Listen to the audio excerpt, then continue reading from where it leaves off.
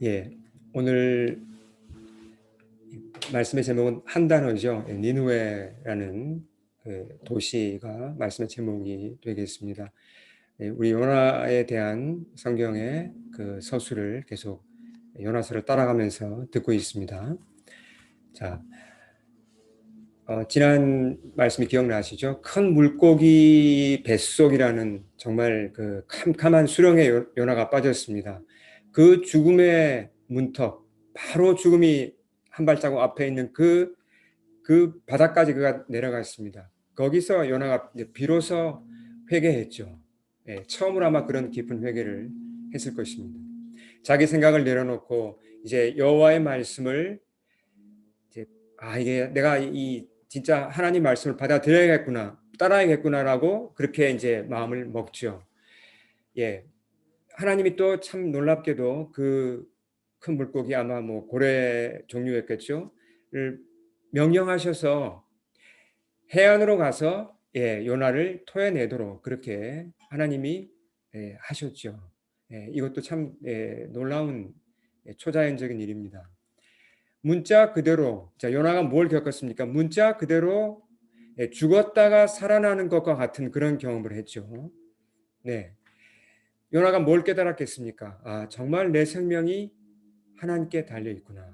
폭풍 속에서 또 물고기 그 뱃속에서 이렇게 결국 또 토해내서 새 삶을 얻었을 때 하나님이 내 생명을 주관하신다는 것을 그가 분명히 보았을 것입니다. 그때 여호와의 말씀이 두 번째로 요나에게 임했죠. 2절을 보시면 자, 이 말씀은 처음 주셨던 바로 그 말씀이에요. 어떤 말씀이죠? 일어나 저 큰 성읍 니느웨로 가서 내가 내게 명한 바를 그들에게 선포하라. 그렇죠? 처음에 이 말씀을 주셨는데 안 들었잖아요. 근데 이제 다시 주님이 주십니다. 이 말씀을, 이 명령을 주시죠. 니느웨로 가라. 그 도시를 향하여 심판의 메시지를 전하라는 것입니다. 예. 이제는 요나가 순종하죠. 그리고 니느웨로 갑니다. 잠시 지도를 보시면 니느웨는 다음 페이지 볼까요? 보면 그 지도를 잘 보시면 이제 니느웨가 보일 겁니다. 오늘날에는 그렇게 큰 도시가 아니라 막 그냥 그 유적만 남아 있지만 그 당시는 아주 큰 도시였죠. 해안으로부터 꽤 멀리 떨어진 그 이제 니느웨를 향하여서 요나가 갑니다. 마침내 그가 도착하죠. 4절을 보시면 요나가 어떻게 거기서 메시지를 전하는지가 기록되어 있죠. 4절 우리 같이 한번 읽어보겠습니다. 시작. 요나가 그 성읍에 들어가서 하루 동안 다니며 외쳐 이르되 40일이 지나면 니느웨가 무너지리라 하였더니 자 요나가 말씀을 전하죠. 근데 자 앞서서 니느웨가 어느 정도 크다 그랬습니까? 사흘 동안 걸어 다녀야 다 다니고 볼 수 있을 만큼 큰 도시였습니다. 대단히 큰 그런 도시였죠. 근데 요나가 말씀을 전하고 뭐 그 당시야 뭐 이렇게 무슨 중계할 수 있는 것도 아니고 다 다니면서 전해야죠. 다 다니려면 최소한 3일은 다녀야죠. 근데 그는 하루만 다녔습니다. 하루 동안만 다니며 말씀을 전했습니다. 자, 여기서 우리가 뭘 알 수 있습니까? 요나가 이제 하나님 말씀에 순종하긴 하는데 마지못해 그냥 억지로 순종하고 있다는 걸 알 수 있습니다. 심판이 온다. 이 말씀만 그냥 간단하게 그가 전했던 것 같아요. 자, 왜 그가 이렇게 마지못해 말씀을 전하는가? 우리는 그 이유를 알 수 있죠. 요나의 마음속에 이 니느웨 백성에 대한 어떤 감정이 있습니까? 미움이죠. 원수지 않습니까? 아수르의 수도가 니느웨고 그 니느웨는 이스라엘과 원수입니다. 그러니까 요나가 바라는 건 뭡니까? 원수가 폭삭 망하길 바라는 거죠. 폭망을 바라는 것입니다. 근데 그들에게 다가가서 하나님의 심판이 올 것입니다라고 이제 요나가 막 외치면 이게 요나가 기대하지 않는 일이 일어날 수도 있잖아요. 요나가 염려가 됐던 것입니다. 이거 내가 말씀을 이거 전하는데 말씀을 전하는 걸 듣고 이런 일이 일어나면 어떡하지? 뭘 염려합니까? 사실 말씀 전하는 사람으로서는 굉장히 이상한 염려를 하는 것인데 내가 전하는 말씀을 듣고 이 니느웨 사람들이 회개하면 어떡하지? 그래서 하나님의 심판이 안 떨어지면 어떡하지? 이걸 지금 염려하는 것입니다. 하나님의 심판을 취소하시면 어떻게 됩니까? 그러면 이제 이스라엘이 또 괴롭힘을 당하겠죠. 그래서 요나는 참 부실하게 그냥 3일 동안 다녀야 되는 이 도시를 하루만 대충 다니면서 그냥 대충 말씀을 전한 것입니다. 근데 하나님의 일은 참 놀라워요. 예. 이렇게 정말 대충 그가 마지못해 전했는데도 하나님은 그걸 통해서 그 요나를 사용하셔서 일하셨어요. 자, 그 결과가 어떻습니까? 니느웨 사람들의 반응이 너무나 놀라웠습니다. 이 사람들이 요나를 무시할 줄 알았는데 그게 아니에요. 그 선포된 말씀을 그대로 받아들입니다. 그리고 막 떨어요. 예, 막 어떻게 하지? 이거 어떻게 하면 이 심판을 피하나? 막 이렇게 온 도시가 그냥 지금 패닉에 빠진 것입니다. 심지어 왕이 급히 조서를 내렸죠. 이제 전 그 백성에게 이 지침을 따르라고 조서를 이렇게 내려서 명령합니다. 우리 한번 읽어볼까요? 같이. 자, 7절부터 9절을 우리 같이 한번 읽어보겠습니다. 시작. 사람이나 짐승이나 소떼나 양떼나 아무것도 입에 대지 말지니 곧 먹지도 말 것이요 물도 마시지 말 것이며 사람이든지 짐승이든지 다 굵은 베옷을 입을 것이요 힘써 하나님께 부르짖을 것이며 각기 악한 길과 손으로 행한 강포에서 떠날 것이라. 하나님이 뜻을 돌이키시고 그 진노를 그치사 우리가 멸망하지 않게 하시리라. 그렇지 않을 줄을 누가 알겠느냐. 이 말씀을 봐도 분명히 지금 이 니느웨는 많은 악을 행하고 있었다는 걸 알 수 있습니다. 그렇죠? 근데 왕이 우리 이대로 가면 다 망하니까 뭔가 우리가 지금 달라져야겠다. 금식하고 우리가 정말 이 심판을 피해 보자. 우리가 다시 한번 이렇게 좀 정신을 차리자. 이런 식의 지금 그 칙령을 전 백성에게 준 거죠.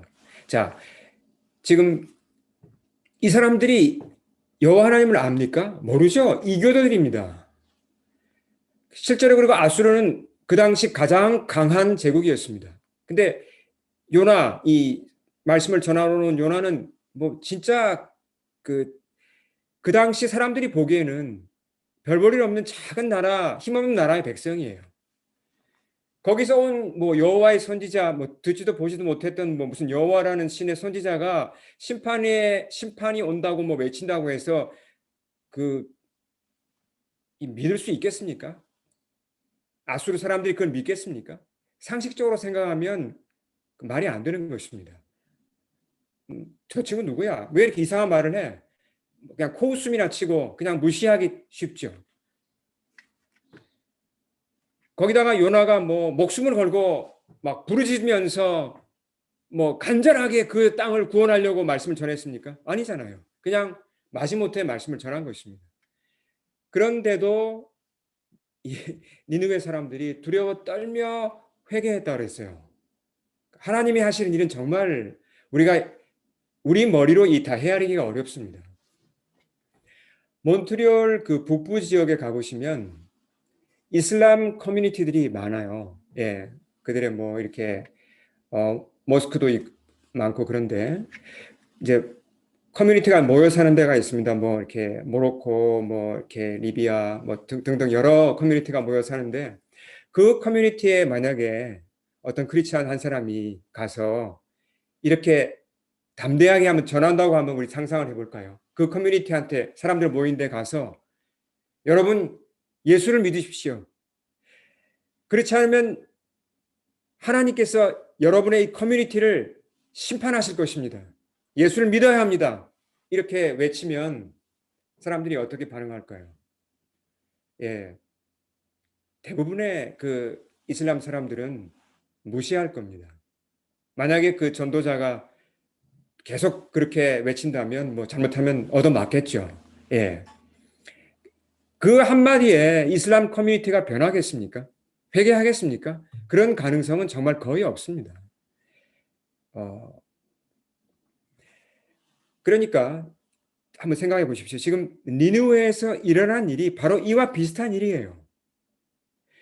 근데 요나가 가서 정말 가능성이 없어 보이는 그 도시 사람들을 향하여서 그냥 여호와의 심판이 온다고, 하나님의 심판이 40일 후에 온다는 말을 전했을 때 그들이 회개했다는 건 정말 신기한 일이 일어난 것이죠. 네. 그들이 그냥 뭐 회개한 정도가 아니라 악에서 떠났다고 그랬습니다. 정말 그 큰 변화가 일어난 것입니다. 어, 자, 원래 하나님의 계획은 뭐였죠? 니느웨를 심판하는 것이었습니다. 근데 지금 이 사람들이 어떻게 합니까? 회개했잖아요. 회개하니까 하나님이 마음을, 계획을 바꾸십니다. 그들의 회개를 받아주시죠. 10절 말씀에 그 내용이 나와 있습니다. 자, 한번 볼까요? 하나님이 그들이 행한 것, 곧 그 악한 길에서 돌이켜 떠난 것을 보셨다 그랬습니다. 하나님이 뜻을 돌이키셨죠. 그래서 그들에게 내리리라고 말씀하신 재앙을 거두셨어요. 내리지 않으셨습니다. 자, 지난 시간에도 말씀드렸지만 이 아수르 사람들은 그 당시에 굉장히 잔인하고 강포하고 무자비한 사람들이었습니다. 근데 어떻게 이 사람들이 요나의 한마디에 이런 식으로 이렇게 쉽게 회개하고 악한 길에서 떠날 수 있었을까? 어떻게 이게 가능할까? 물론 하나님이 하신 거죠. 근데 우리가 조금 더 이걸 생각해 볼 필요가 있습니다. 하나님이 하시면 뭐 다 모든 게 가능하지만 우리가 좀 더 면밀하게 어떻게 이런 놀라운 일이 일어났을까 생각해 볼 필요가, 짚고 넘어갈 필요가 있습니다. 그래서 우리가 예수님의 말씀을 한번 여기서 짚어볼 필요가 있습니다. 이 역사적인 사건에 대해서 예수님도 언급하신 게 있어요. 예수님이 요나와 관련된 말씀을 2번 정도 인용하셨습니다. 자, 그것이 누가복음에 이제 마태복음에도 기록되어 있고 누가복음에도 나오는데 오늘은 누가복음 말씀을 보시겠습니다. 예수님의 그 상황이 어떠했냐면 그 당시 이제 사람들이 모여 있고 예수님을 비판하는 사람도 있었고 뭐 이제 그런 이제 상황이었는데 주님이 누가복음 11장 29, 30절에서 이런 말씀을 하세요. 자, 주님 말씀 우리 같이 한번 읽겠습니다. 시작. 이 세대는 악한 세대라. 표적을 구하되 요나의 표적 밖에는 보일 표적이 없나니 요나가 니느웨 사람들에게 표적이 됨과 같이 인자도 이 세대에 그러하리라. 자, 이건 요나서를 해석하는 굉장히 중요한 열쇠입니다. 오늘 요나서에서 일어난 그 니느웨의 회개 사건을 해석하는데도 굉장히 중요한 열쇠가 되죠. 왜냐하면 예수님이 풀어주신 말씀이기 때문에요. 자, 이 말씀 잘 보겠습니다. 예수님께서 그 누가복음을 보시면 방금 어떤 일을 행하셨냐면 귀신 들려서 이 언어 장애에 걸린 사람을 고쳐주셨어요. 귀신을 내어 쫓고 그의 장애를 이렇게 풀어주시고 그를 구원해 주셨죠. 근데 어떤 사람들은 이 놀라운 일을 보고 전혀 이렇게 그 거꾸로 말을 했습니다. 하나님을 찬양하고 그래야 되는데 뭐라고 말했냐면 저 나사렛 예수라는 사람이 이 마귀의 도움을 받아서 바알세불 이 귀신의 왕의 도움을 받아서 저런 일을 했다. 이렇게 비난했죠. 굉장히 이건 무서운 비난입니다. 어떻게 주님이 하시는 일에 이렇게 저건 마귀의 일이라고 뒤집어 씌울 수가 있습니까? 정말 그 끔찍한 실수고 그런 악한 일이죠. 이 사람들은 그러니까 예수님을 반대하는 사람들입니다. 참 악하죠. 교만합니다. 근데 예수님께서 그들을 이렇게 싫어하고 물리친 게 아니라 그 사람들이라도 구원하기 원하셨어요. 그렇게 교만하고 당신을 향하여서 그렇게 나를 세우며 뭐 무슨 이렇게 꼬투리를 잡고자 하고 정죄하고자 하는 그 사람들까지도 구원하고자 그들을 도와주고자 요나서 말씀을 가지고 지금 도와주시는 것입니다. 예. 자, 어, 요나에 대해서 예수님 뭐라고 말씀하셨습니까? 요나가 니느웨 사람들에 대하여서 무엇이 됐다 그랬죠? 표적이 되었다 그랬습니다. 사인. 일종의 이제 표지판, 뭐 표적이 되었다고 하셨는데, 여기서 표적이 되었다는 말씀의 의미가 무엇이냐면, 이거는 그 다가오는 어떤 그 위험, 다가오는 어떤 그 재앙에 대한 경고라는 것입니다. 알람이라는 것입니다. 뭐 예를 들어서 바다를 이제 항해하는 큰 배가 있다고 한번 해볼까요? 배가 그 이제 쭉 그 어떤 항구를 향하여 들어오는데 암초 큰 이제 바위가 숨겨져 있습니다. 배는 그걸 모르고 옵니다. 그러면 등대에서 보니까 저 배가 그대로 직진하면 지금 암초에 부딪히면 침몰합니다. 그러니까 등대가 신호를 보내겠죠. 그 옆으로 피하라고, 뭐 오른쪽이나 왼쪽으로 피하라고 신호를 이제 등대 빛으로 이렇게 보낼 거 아닙니까? 그러면 이제 배에서 선장이 그걸 보고 이거 위험하구나. 배를 기술을 돌려야 합니다. 그렇죠? 그것이 바로 표적이에요. 다가오는 위험 앞에 급히 알리는 것입니다. 알람을 주는 것입니다. 자, 그러면 예수님 뭐라고 그러셨습니까? 요나가 니느웨 사람들에게 표적이 되었다 그랬습니다. 알람이 되었다 그랬어요. 어떻게 요나가 알람이 되었을까? 그렇게 재난을 위험을 알리는 그런 신호가 되었을까요? 자, 다시 한번 생각해 보겠습니다. 요나라는 사람의 등장 자체가 니느웨에 나타났다는 자체가 잘 알고 보면 이 니느웨 사람들한테는 충격이었어요. 자, 어디 출신입니까, 요나가? 이스라엘 출신이죠. 그러니까 당시 그 초강대국이던 자기네 나라 아수르가 짓밟고 있던 나라입니다. 힘도 없는 그런 나라.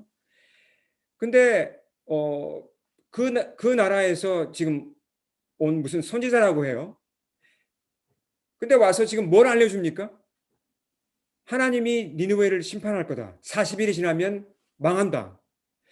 근데 이건 이제 뭐 헛소리라고 생각하면 그냥 넘어가겠지만 그걸 진지하게 받아들인다면 아니 이상하지 않습니까? 아니 왜 저 사람은 자기 원수의 나라가 지금 망한다고 하는데 왜 가만히 내버려 두지? 왜 원수의 나라가 망한다는 걸 왜 와서 알려줘요? 이게 말이 안 되잖아요. 물론 하나님이 도와주신 거겠죠. 하나님께서 이 아수르 사람들의 또 눈도 열어주신 것이 분명히 있을 것입니다. 그러니까 아수르 사람들이 정신을 차린 것입니다. 눈이 떠진 것입니다. 아니 이런 일이 일어나다니 우리가 망하는 걸 기뻐해야 할 저 이스라엘 사람이 와서 오히려 심판을 알려주고 피하라고 하네? 어떻게 된 거지? 그러면서 이거 진짜인가 보다. 진짜 뭐 심판이 오나 보다. 이렇게 된 겁니다. 자, 그래서 그들이 이제 금식하게 되고 또 뭔가 이 다가올 이 무서운 그 심판을 이제 피해 보고자 그렇게 이제 애를 쓰게 되고 결국은 이제 회개로 나아가게 되고 하나님께서 그들의 회개를 받아주신 것이죠. 네. 자, 여기서 우리가 잠깐 이 역사적인 그 사실을 잠깐 체크해 볼 필요가 있습니다. 구약 성경에 구약을 읽어보시면 이제 열왕기서나 뭐 이사야서라든지 또 욥기 이렇게 읽어보면 그 아수르라는 나라 이제 아시리아죠. 아시리아라는 나라에 대해서 여러 차례 언급이 나옵니다. 그 이스라엘이 남과 북으로 나누어졌을 때 이제 그 북왕국을 멸망시킨 나라가 어느 나라죠? 바로 아수르입니다. 아수르 제국이 BC 722년 무렵에 그 북이스라엘을 멸망시켰죠. 삼켰습니다. 로마의 역사가 중에 유명한 그 헤로도토스라는 사람이 있습니다. 이분이 쓴 그 역사라는 그 책이 유명한 책이죠. 그 책에는 분명히 이 아수르에 대한 기록이 나와요. 상당히 그 믿을 만한 권위 있는 그 아주 오래된 역사책인데요. 아수르에 대한 언급이 나오고 수도 니느웨를 중심으로 1000년이 넘게 지속된 나라라고 그렇게 설명이 되어 있습니다. 특별히 그 이 아수르가 기원전, 다 기원전 얘기죠.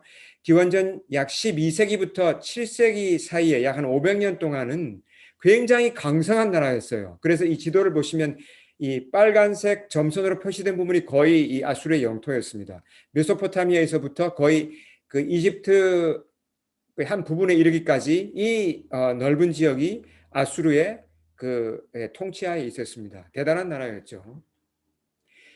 자, 그렇다면 여러분 한 가지 의문이 생기지 않습니까? 아니, 전성기가 500년이고 지속된 건 1000년이 넘는데 그러면 유적이 남아 있어야죠.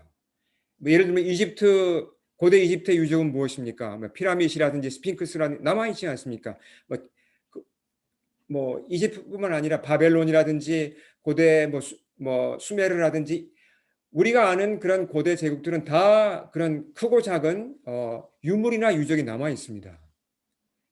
어, 그래서 이제 이미 뭐 오래전부터 그 발굴되기 시작했죠. 근데 한 가지 문제가 있어요. 아시리아에 대한 유적은 전혀 발견되지가 않았습니다. 뭐 건물이나 무슨 뭐 심지어 토기 조각 하나도 그러니까 이제 고고학은 뭐 한 17, 18세기 때도 많이 발달됐거든요. 근데 19세기 초가 될 때까지도 1800년대 초가 되어도 아수르에 대한 어떠한 유물이나 유품도 발견된 적이 없습니다. 그러니까 이제 사람들이 의심하기 시작하는 거죠. 이 아수르 제국에 대해서 니느웨에 대해서 기록한 곳은 거의 대부분이 성경밖에 없어요. 구약 성경에만 주로 나와 있고 그리고 조금 전에 말씀드린 그 로마의 역사학자 헤로도토스가 쓴 그 책에 이제 살짝 나와 있는 얘기죠. 그러니까 아수르에 대한 기록은 거의 대부분이 구약 성경에 나와 있는 것입니다. 자, 그러니까 이제 그 당시 하나님을 믿지 않던 이 학자들이 이제 비판을 가하기 시작했습니다. 당시 영국이 그 당시 뭐 학문적으로도 아주 앞서 있었죠. 영국이 마침 그 산업혁명 후에 과학이 발달하면서 과학을 맹신하는 그런 분위기였습니다. 그러니까 이제 이 믿지 않는 학자들은 이렇게 얘기했습니다. 아, 봐라. 이 아수르에 대한 뭐 증거가 어디 있냐? 그 성경에 써 있는 걸 우리가 어떻게 믿냐? 아무런 유적도 없고 유품 뭐 유물도 없는데 어떻게 그걸 믿냐? 이건 꾸며낸 얘기다. 이렇게까지 주장했습니다. 허구라고 주장한 거죠. 아수르라는 나라가. 사실 성경은 이런 공격을 많이 받았지만 지금까지 한 번도 무너진 적이 없죠. 근데 1846년에 이 이제 사진에서 보시는 이분이죠. 영국의 아주 저명한 고고학자입니다. 이 고고학계에서는 지금도 그 아주 그 정말 그 이제 아버지와 같은 분이라고 합니다. 그 어스틴 레이어드라는 분이 특수한 방법을 써서 이렇게 발굴을 해냈어요. 그러니까 니느웨를 발굴을 한 것입니다. 발굴을 해보니까 이게 뭐 보통 많이 나오는 게 아니에요. 유적과 유물이. 그러니까 모든 그 의심이 다 사라진 것입니다. 뭐 허구니 뭐 그런 말이 쑥 들어갔죠. 왜 지금 그 당시까지 그렇게 거의 2,500년 동안 이 니느웨가 발굴되지 않았는가? 그 이유가 있었어요. 왜 그랬냐면 니느웨 전체가 6m에 이르는 이 진흙과 같은 이 토사로 덮여 있었어요. 6m면 여러분 굉장히 두꺼운 것입니다. 그러니까 뭐 어디 흔적도 없는 거죠. 뭐 어디를 파야 될지도 모르는 것이고, 예. 이렇게 발굴해 놓고 보니 너무나 경이로운 그런 모습이었어요. 너무나 멋진 도시였습니다. 이 성벽의 길이가 전체 길이가 13km에 달했고,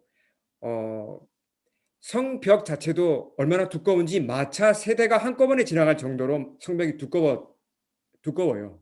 예, 발굴한 결과죠. 예. 그러니까 발굴해 보니까 이 니느웨의 위치나 이 모든 것들이 성경에서 얘기한 바로 그 니느웨라는 것이 확실합니다. 사실 뭐 성경을 뭐 증명하기 위해서 고고학을 가져오고 그럴 필요는 없죠. 성경은 그 자체가 가장 높은 권위이기 때문에 뭐 다른 걸 통해서 증명할 필요는 없지만 그러나 이제 이런 그 고고학이라든지 과학 같은 것들이 보조 자료로 우리한테 도움을 줄 수는 있죠. 그래서 보면 이제 이 니느웨를 포함한 이 아수르 제국의 유적과 유물들이 주로 이 대형 박물관 그리고 이 루브르 박물관에 잘 보존되어 있습니다. 제가 지난 여름에 그 파리 사하라 선교 축제에 갔을 때 작년에도 가고 또 재작년에도 갔었죠. 그때 이제 우리 청년들과 함께 어 이제 선교 축제가 끝난 후에 그 비전 트립을 할 때 루브르에 갔었습니다. 그때 루브르에 가면 이제 제가 제일 관심을 많이 갖는 부분들이 이 고대 왕국에서 나온 그런 유적과 유물들입니다. 가서 이제 그런 이 아수르의 유물들을 보면서 제가 전율했던 그런 기억이 납니다. 이 그 예를 들면 다음 한번 볼까요? 하나의 유물, 이 루브르에 있는 이 하나 그 유명한 아수르의 그 일종의 그 황소와 사람이 혼합된 그런 가디언 상이죠. 물론 이런 그 유물들이 예술적으로나 역사적으로나 큰 가치를 가집니다. 근데 한편으로는 또 참 귀한 것이 성경의 배경을 이해하는데 참 좋은 도움을 준다는 거죠. 네. 그런 면에서 우리가 관심을 가질 필요가 있습니다. 옛날 얘기로 끝나는 게 아니라 오늘날 우리의 삶과 연결될 수 있기 때문이죠. 자, 다시 말씀으로 돌아가겠습니다. 어, 이렇게 예수님께서 그 요나 이야기를 이렇게 끌어와서 하시면서 자, 이렇게 얘기합니다. 자, 우리 다시 한번 누가복음 11장 30절 말씀 우리 크게 한번 읽겠습니다. 시작. 요나가 니느웨 사람들에게 표적이 됨과 같이 인자도 이 세대에 그러하리라. 자, 표적 기억나시죠? 표적이 뭐라 그랬습니까? 여기서 말하는 표적은 다가오는 어떤 위험, 다가오는 어떤 재난에 대해서 급하게 알려주는 신호라 그랬습니다. 예. 요나가 니느웨 사람들한테는 그런 신호였다 그랬죠. 근데 누가 또 그런 신호가 된다고요? 그런 표적이 된다고요? 예수님께서. 누구를 향하여요? 이 시대를 향하여서. 예. 어떤 점에서 그럼 예수님이 이 세대에 긴급 사태를 알리는 그런 신호가 되는 것입니까? 빨리 피하지 않으면, 빨리 조치를 취하지 않으면 망한다는 그런 어떤 신호가 되신다는 거거든요. 어떤 점에서 그렇죠? 자, 하나님이 창조주이십니다. 하나님이 세상을 아름답게 창조하셨죠.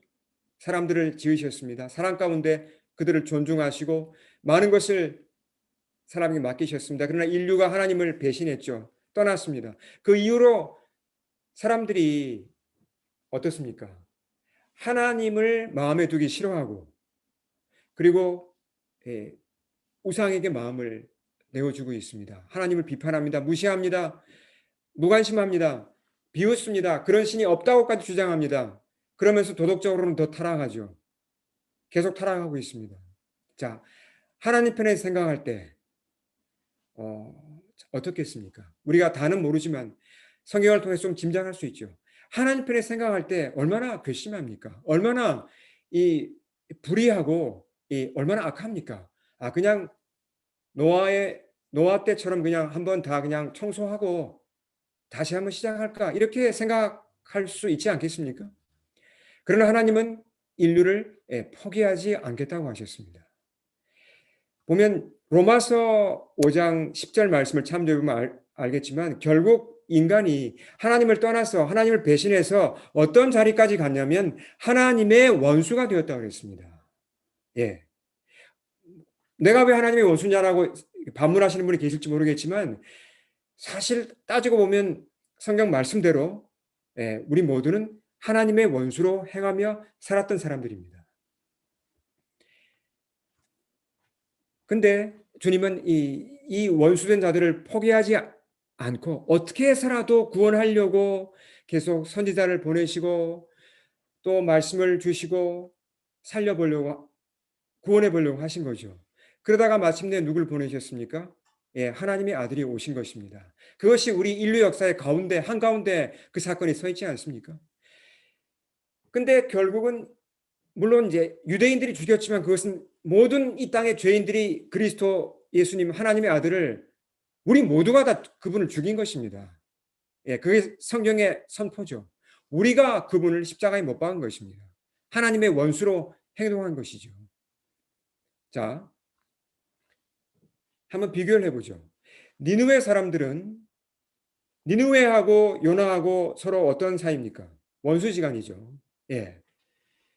요나는 그 니느웨를 찾아가서 하나님의 심판이 이제 40일이면 온다고 알리긴 했지만 어떻게 했습니까? 그냥 대충 알렸습니다. 그런데도 불구하고 이 니느웨 사람들은 아, 이게 무슨 사인이구나. 무슨 표시가 여기 들어있구나. 아, 이거 안 되겠다. 이거 정신 안 차리면 우리 다 망하는구나 하고 요나의 말을 받아들였습니다. 그렇죠. 그러니까 니느웨 사람들은 요나가 그렇게 힘없이 알려준 그 사인도 그 표시도 알아듣고 회개한 거예요. 근데 우리는 어떻습니까? 예수님 시대의 사람들은 어떻습니까? 누가 와서 심판의 메시지를 전했죠? 누가 와서 그대로 있으면 다 망한다고 전했습니까? 요나 같은 힘없는 사람이었습니까? 아닙니다. 하나님의 아들이 직접 오셔서 그것도 간절하게 외치셨습니다. 목숨을 내어놓고 외쳤습니다. 근데 어떤 반응을 보이는 거죠? 무관심해요. 아직은 아닌 것 같아. 당신 생각 틀렸어. 나는 내 생각이 있다고. 이런 식의 반응을 대부분 보이는 것입니다. 자, 요나는 억지로 갔죠. 니느웨에. 예수님은 하나님의 아들이신데도 불구하고 기꺼이 사람이 되어 이 땅에 오셨습니다. 그러니까 우리는 다시 한번 새로운 관점으로 이 십자가 사건을 보아야 합니다. 인류 역사의 한가운데 왜 이 십자가 사건이 서 있는가? 이것이 바로 표적이라는 것입니다. 어떤 표적이라고요? 심판이, 무서운 심판이, 멸망이 바로 눈앞에 있다는 그런 사인이고 그런 알람입니다. 정신을 차려야죠. 지금 파이어 알람이 울리고 있으면 집에서 건물에서 나가야죠. 아, 이거 아니겠지. 가짜겠지. 예, 그럴 수 있습니까? 그런 일반적인 알람보다 훨씬 더 강력한 알람이 되어서 예수님이 십자가에서 그 알람을 울리고 돌아가신 것입니다. 돌아오라고. 정신 차리라고. 더 이상 미루면 안 된다고. 자, 이 알람이, 이 표적이, 이 신호가 두 가지로 구성되어 있습니다. 예수님이 이 인류를 향해 주신 알람은 두 가지 내용이 있습니다. 첫째는, 자, 이건 우리가 아는 것입니다. 자, 회개하지 않으면, 전심으로 하나님께 돌아오지 않으면 망한다는 거죠. 배가 파산하듯이 그냥 몰락한다는 것입니다. 예, 그냥 육신의 죽음으로 끝나는 게 아니죠. 이것은 영원한 파멸입니다. 악한 길에서 떠나서 주님을 따라야 한다는 것이죠. 그렇지 않으면 다른 구원의 길은 없다는 것입니다. 그것도 급박하게 알람이 울리고 있습니다. 자, 두 번째 내용이 무엇입니까? 두 번째는 우리는 하나님의 원수로 행했고 그렇게 무관심하고 그렇게 교만하게 행했지만 하나님께서는 여전히 우리에게 사랑을 베풀기 원하고 은혜를 베풀기 원한다는 것입니다. 그 사실을 우리에게 알려주는 것입니다. 예. 그래서 십자가에서 우리를 용서하시고 우리를 사랑한다는 확신을 우리한테 심어주시고 예수님이 죽으셨죠. 우리는 이 두 가지 신호를 다 받아들여야 합니다. 아, 멸망이 바로 눈앞에 닥쳤구나. 하나님께서 이렇게 나를 사랑하시는구나. 내 죄 때문에 라면 나는 멸망받아야 하지만 하나님이 나를 이처럼 사랑하시는구나. 이 경고를, 알람을 받아들여야 합니다. 그리고 온전히 항복하고 주님을 따라가야 합니다. 뭔가 아직 내가 이게 좀 하나님께 완전히 다 가긴 좀 그렇고 그렇다고 또 안 가기도 그렇고 내가 원하는 그런 좀 세속적인 삶과 하나님을 따라가는 삶 사이에서 줄타기 할 수 있지 않습니까? 잘 이렇게 재면서 언제까지 그러고 있을 것입니까? 그건 결코 지혜로운 것이 아닙니다. 알람을 듣고 온전히 주님을 따를 수 있기를 축원합니다. 자, 끝으로 중요한 역사적 사실 한 가지를 더 보고 마치겠습니다. 자, 주님이 누가복음 11장 32절에서 이렇게 다시 한번 주님과 요나를 비교하십니다. 우리 32절 같이 한번 읽어보겠습니다. 시작. 심판 때에 니느웨 사람들이 일어나 이 세대 사람을 정죄하리니 이는 그들이 요나의 전도를 듣고 회개하였음이거니와 요나보다 더 큰 이가 여기 있느니라. 자, 메시지는 분명하죠. 요나가 가서 그 힘없는 선지자가 가서 전했는데도 니느웨 사람들은 그들이 그 말씀을 받고 회개했습니다. 하물며 하나님의 아들이 비교할 수 없이 크고 위대한 그분이 말씀을 전하시는데 받아들이지 않는다면 우리가 얼마나 이건 큰 실수를 하는 것입니까? 나중에 진짜 주님 재림하신 다음에 이 니느웨 사람들이 일어나서 그 믿지 않은 이 시대 사람들을 정죄할 것입니다. 근데 이 니느웨 사람들이 잠깐 이렇게 회개했지만 이게 오래 가지 않았어요. 참 안타깝게도. 요나가 전한 메시지를 듣고 회개했던 그 사람들은 구원을 받았겠죠. 근데 그때로부터 약 한 150년이 흘러갑니다. 아수르가 다시 교만해져요. 뭐 아마 얼마 안 가서 그 요나의 메시지를 잊어버린 것 같습니다. 뭐 다시 강포해주고 그렇게 악을 행하면서 그렇게 계속 악하게 했을 때 하나님께서 마침내 그들을 향하여 다시 심판을 예언하셨습니다. 나훔서라는 그 이제 소서지서죠. 나훔서 1장 8절에 보시면 이런 예언이 심판에 대한 예언이 나와 있습니다. 제가 읽겠습니다. 그가 범람하는 물로 그곳 니느웨를 진멸하시고 자기 대적들을 흑암으로 쫓아내시리라. 자, 이 나훔서에서 아수르 그리고 니느웨에 대한 심판이 아주 분명하게 나오거든요. 자, 이 말씀대로 하면 어떻게 망합니까? 그곳 니느웨가 어떻게 망합니까? 예, 범람하는 물로 망한다고 그랬습니다. 예. 자, 이 말씀이 그대로 성취됐어요. 그래서 기원전 609년 무렵에 바벨론 제국이 아수르를 삼킵니다. 멸망시킵니다. 그러니까 니느웨도 멸망하죠. 바벨론이 니느웨를 멸망시켰을 때 그 직후에 어떤 강입니까? 티그리스 강이죠. 그 유명한 티그리스 강이 홍수가 일어나요. 큰 홍수가 일어나서 범람해서 이제 강이 둑을 넘어 넘쳐 나옵니다. 그래서 엄청난 양의 토사가 니느웨를 덮어버려요. 예. 그래서 2,500년 동안 아무도 그 흔적도 찾지 못했습니다. 그 2,500년 후에 비로소 발굴해 보니까 6m 그 토사 밑에 니느웨가 숨겨져 있었죠. 자, 이 나훔서 예언 그대로입니다. 물로 망했죠. 이것도 우리에게 하나의 이건 분명한 표적입니다. 알람이에요. 주의 알람을 주님의 경고를 우리가 심각하게 받아들이지 않고 미루고 무시하고 그렇게 내 나름대로 해석할 때 결국은 그 결과가 어떠한지를 보여주는 아주 분명한 메시지고 아주 분명한 경고입니다. 우리가 이 말씀을 이 경고를 잘 받아들일 수 있기를 축원합니다. 우리 함께 주님 앞에 엎드려 기도드리겠습니다.